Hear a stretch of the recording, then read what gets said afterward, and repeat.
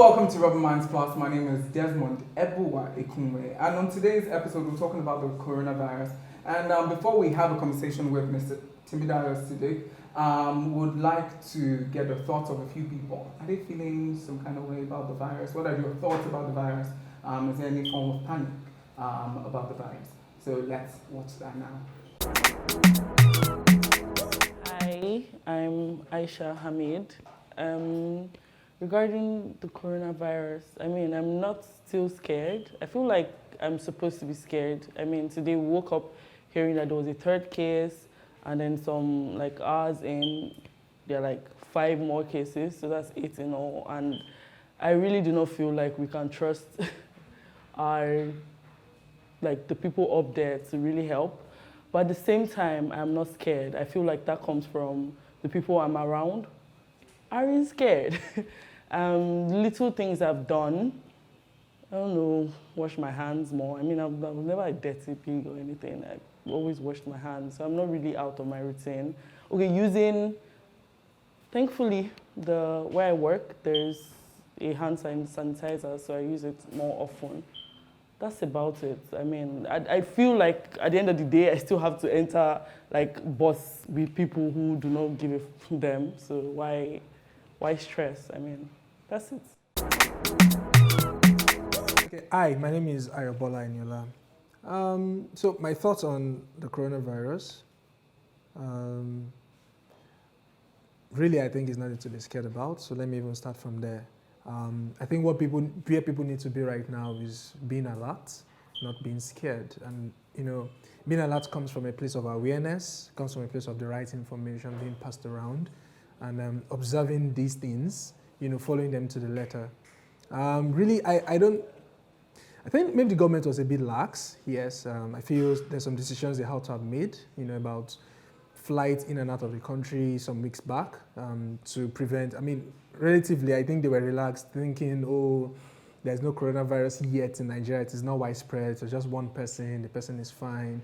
But then the idea, I would think that the wise decision to have made was to restrict flights to keep the situation that way, rather than leave it open until it becomes a thing. Then we now have to start closing the borders, later on. So welcome back, and right about now it's time to have conversations with Mr. Temidayo Taiwo-Sidiq. Hi, sir. Hi, Desmond. How are you? I'm okay. So there are 5 new confirmed cases of the coronavirus, and there were previously 3 cases of the coronavirus in Nigeria. Yeah, precisely. So do you think, because we saw countries like Italy, their numbers rise, the number of people affected by the virus rise, countries like South Korea. Do you think Nigeria will relax with our policies? Because now there's been the conversation about travel ban for certain countries like the United Kingdom, America, and all of that. So do you think we'll relax with our policies till the time when, till the dire moment? Well, thank you for inviting me once again. Well, I wouldn't know why we had to wait until this morning before we had to take the necessary measures, because, it was unnecessary. When you look at this is not something that we're treating alone. It's not a case that we're facing alone. It's a pandemic. And at the moment it was declared a pandemic by the World Health Organization, one would have expected that our government would do the needful, which is restrict flights from these countries with high-risk cases of the virus, Italy, and majority of the countries in the European Union. So for me, I think that we were lax. And apart from that, I also think that we are showing eventually that we were not prepared for this. It means that all of the things that government have been saying was to assure us, but it's just showing that if we were really prepared, we would have taken the right steps at the right time. So obviously we are steps behind. Do you agree? Yes, kind of. We are steps behind. So what can we do now? Because there's been a lot of fear, even from when the first 3 cases were confirmed. There's been that fear by people, and even having conversations with these people, the people I had conversations with, there's that fear. There's the constant repeat of there's a fear for the virus. What next? Should I? So what are your thoughts about that? So obviously we must accept the fact that at the point that we're at currently, panic wouldn't save us from anything, and fear wouldn't solve the issues. It's the majority of the solutions still rest with us as individuals. Yes, the government will restrict flights, but like I posted on my status a while ago, handshake at this point does not, even before now, does not equate to love. I mean, we should restrict handshakes.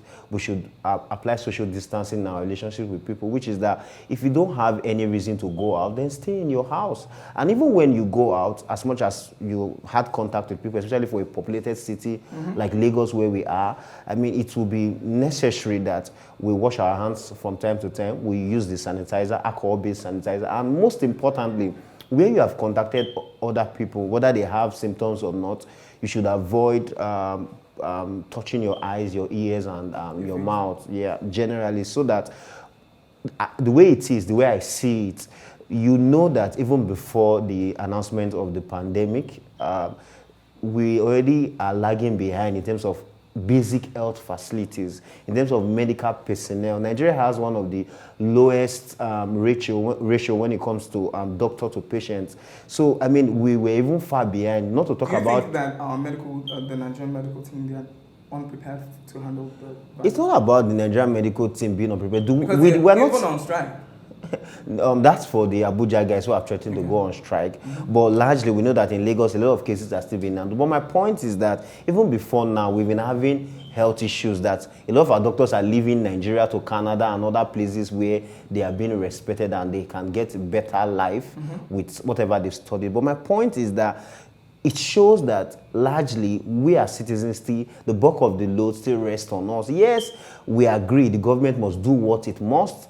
The primary duty of government is to protect lives and properties. So at this point, while the government is showing that they are negligent with the way they've handled the issue in the last 3 days, I mean, a lot of people say, let's get done with this thing. Ban flights, restrict travels from high-risk areas, and they've refused to do that until when it became dire minutes. So at this point, like I've said, let us do all of the necessary things, take precautionary measures on your own, and most importantly, whatsoever we are doing, we should ensure that we are proactive about it. If you, for any reason, you have a relative or a loved one who came from outside of the country and you notice that they are having certain symptoms, that's the point where they should self-isolate and call the necessary authorities. I mean, the numbers are out there. So this is what we need at this time. Panic and fear wouldn't solve anything. Fantastic. I like the fact that you talked about social distancing.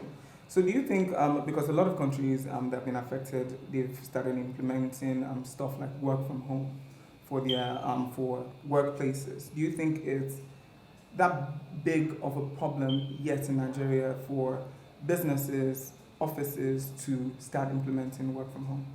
Well, because Nigeria has a very large population, I mean, I don't know of any country in Africa that has as much population as we have. I mean, over 180 million people, it's no joke. If this persists for the next 2 weeks, we would not be able to avoid a situation where we will not apply the social distancing method. Already, the National Sports Festival has been called off. It has been put on hold because we had 10,000 athletes who were going to gather in a particular place to compete for games. The national orientation camp for NYC has been called off this morning. And apart from that, I am looking at a situation where, if not by this Sunday, by next week Sunday, we'll start having a lot of churches. Of course, the progressive churches, I would say, will start resorting to online services, because in a church where you have 10,000, 8,000, 5,000 as the case may be, people coming in, I'm sure you know there's a church in Nigeria that has 100,000 population capacity. So if you gather 100,000 persons in a place, that's more than high risk. So I will expect that this will happen from time to time. But again, to address this issue that you've talked about, our economy is a bit fragile compared to these countries where a lot of these things have taken place. You would even take note that in some of these countries, the government is doing a lot of things to cushion the effect of people staying at home. For example, I learned that there are some countries where the government is sending money to citizens. I mean, since you're not going to go to work, you can manage this while we undo this, Yeah, look for sensible. solutions to this case. Then in some other countries, like in France, I mean, a lot of the companies have been put on tax holidays. They're not supposed to pay taxes. Then rates, utility rates, gas, and all of those things has been put on hold. Now, when you compare that with Nigeria, we rely a lot on importation. So that's going to affect our economy. In fact, as we speak now, you know that we even have a lot of issues with our importation process. It takes a long time before goods come into the country, or they are eventually cleared. And many of the goods that we use here, we rely on them, up to food. And once there's an issue with supply chain, then we're in a big soup. But it just goes to show that as it stands now, we can only, even though hope is not a strategy, we can only hope that this thing, the solution comes within the next 2 to 3 weeks, because for a developing country like Nigeria, like I've rightly I've been able to capture in this analysis, I think that it's going to be a very, very worrisome development. But it's still not enough to panic. Thank you so much, Mr. Temidayo Taiwo-Sidiq. Thank you. There you have it. It's been an amazing episode of Rubbin Minds Plus. See you on the next.